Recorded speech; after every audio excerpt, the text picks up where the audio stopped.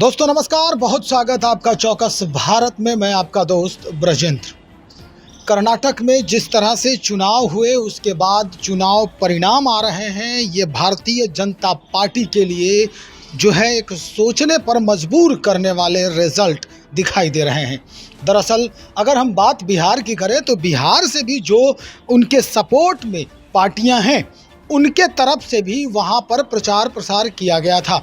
हम बात कर रहे हैं राष्ट्रीय लोक जनशक्ति पार्टी, जिसके राष्ट्रीय अध्यक्ष पशुपति पारस जी हैं। उन्होंने भी प्रचार प्रसार किया था। चलिए, प्रचार प्रसार के बाद जो हश्र हो रहा है, कई लोग गए थे, ये नहीं कि अकेले पशुपति पारस ही थे, लेकिन अपने राज्य की राजनीति में पशुपति पारस जी का जो महत्व है वो काफ़ी मायने रखता है। हम इस संदर्भ में बात करने के लिए पहुंचे हैं। हमारे साथ डॉक्टर प्रोफेसर विनीत सिंह हैं, लोजपा रामविलास के प्रबुद्ध प्रवक्ता हैं। इन्हीं से बात करने का प्रयास कर रहे हैं कि कुछ दिन पहले ही पशुपति पारस जी भारतीय जनता पार्टी के लिए कर्नाटक में प्रचार प्रसार करने गए थे।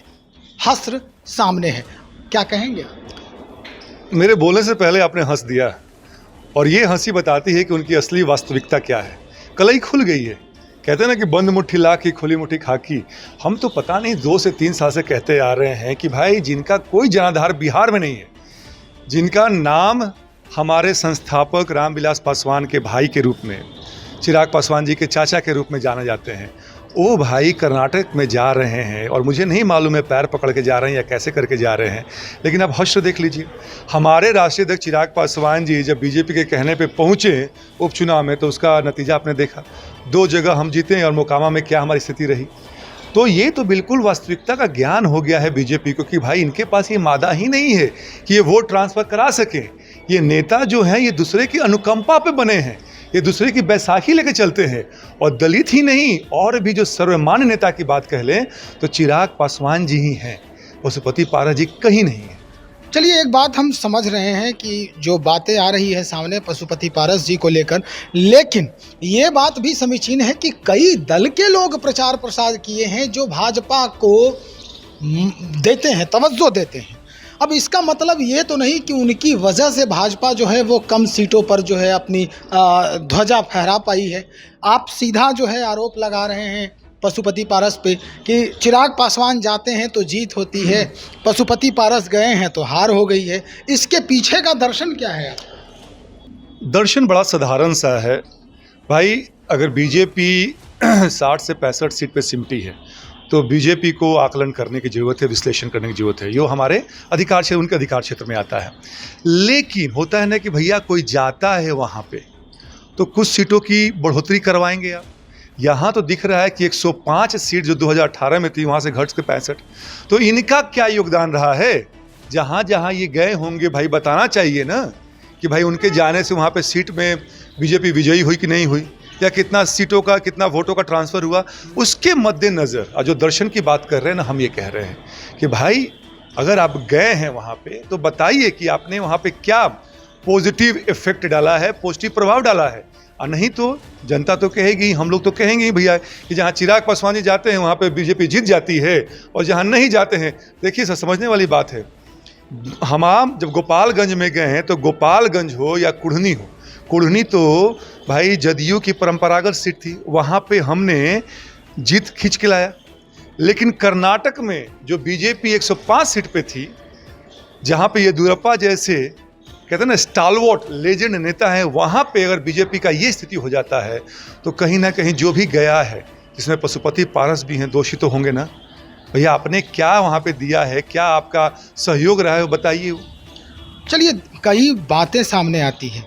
अगर हम बात करें तो जातिगत जो स्थिति है वो भी हावी होता है चुनाव के समय में, और दलगत जो स्थिति है या आपके जो फॉलोअर्स हैं उनकी जो स्थिति है, ये सारे चुनाव में जो समीकरण है वो मायने रखते हैं।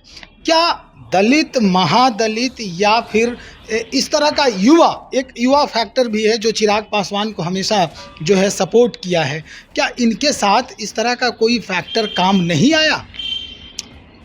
फैक्टरलेस नेता लोग हैं लोग।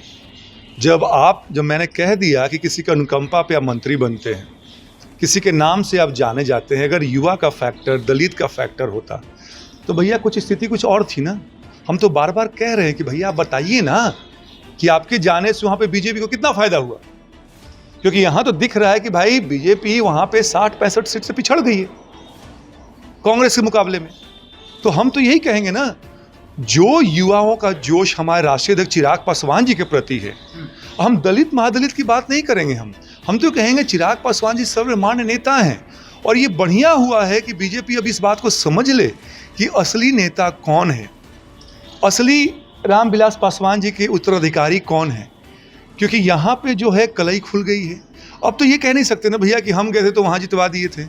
वहाँ पे तो क्या कहते हैं ना कि रंगा हुआ सियार है जिसका रंग उतर गया है, तो लोगों ने देख लिया है भैया। लेकिन बिहार में तवज्जो मिली चिराग पासवान को, कर्नाटक में भारतीय जनता पार्टी ने इनको तवज्जो न देके उनको ही दिया, ऐसा क्यों? जबकि हमेशा हनुमान कहते हैं। नहीं भैया, ये बात तवज्जो का नहीं है, ये बात है कि आप केंद्रीय मंत्री हैं, अब आप कैसे मनुहार करके पैरवी करके वहाँ पहुँचे हैं, या हो सकता है कि बीजेपी देखना भी चाहती हो कि भैया ठीक है आप केंद्रीय मंत्री, आप कहते हैं कि दलित सेना के हम ये हैं, हम नेता हैं, तो वहाँ देख लिया जाए आपको।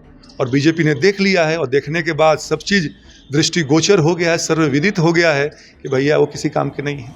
चलिए, किसी काम के नहीं, यही हाल रहा है, यही वजह है, यही कहना चाहते हैं कि... मैं यही कहना चाहूँगा कि ये एक फैक्टर है। आप जाते हैं अपने घटक दल के लिए तो वहाँ पे उसको सहयोग देते हैं, पर यहाँ जब हार हो जाती है वो भी इतनी बड़े मार्जिन से, तो भैया प्रश्न बहुत तो उठेंगे आप पे ना।